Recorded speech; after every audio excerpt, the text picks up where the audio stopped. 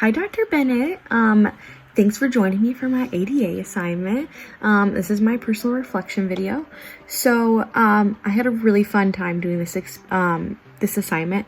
I went to a local park in Buffalo, and I brought my boyfriend with me, Jake, and he helped me do all the measurements.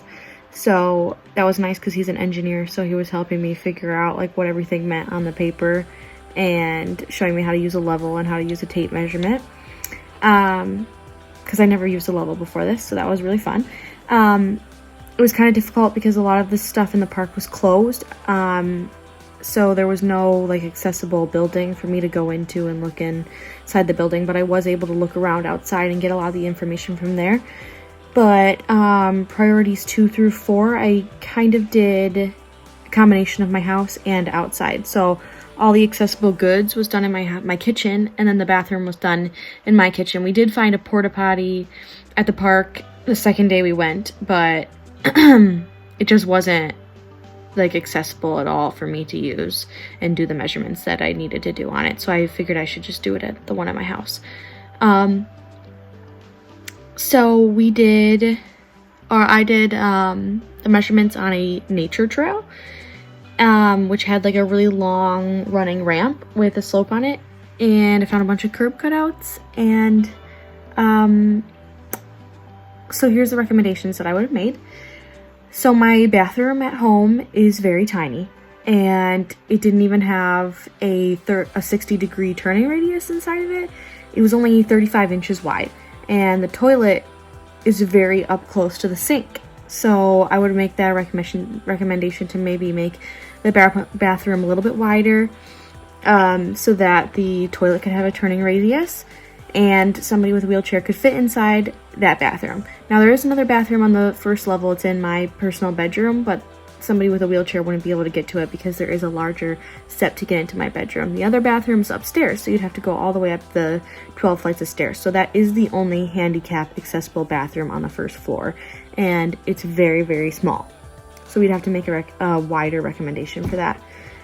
So going to the park, I talked about this a little bit in the actual assignment, but the only handicap accessible entrance to the main building was off of the main road sidewalk. So, and then the accessible parking spot was all the way at the end of the parking lot. So in order for the person in the wheelchair to get to the main building, they would have to go roll in the parking lot all the way down to the street, turn around, go on the sidewalk, then come back up the sidewalk and get to the building. So yes, there was a handicap accessible entrance, but it didn't make any sense.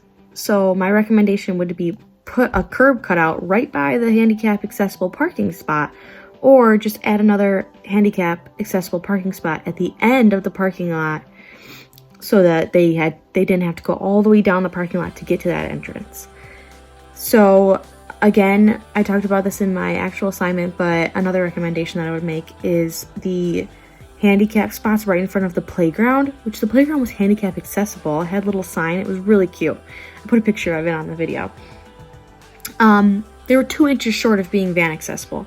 So just to make those spots 2 inches wider would be my recommendation. There was no other parking spots on either side of them, so that wouldn't be a problem to just stretch them out a little bit more. And then in my actual house, we do have a rug in the hallway that gets attached. It doesn't get attached to the corners of the hall at all, so it kind of comes up, and it's a very big tripping hazard. I've tripped on it personally myself.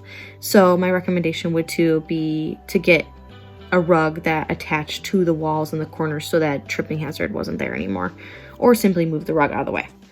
And then last recommendation, I know you only said 3, but I had a couple more.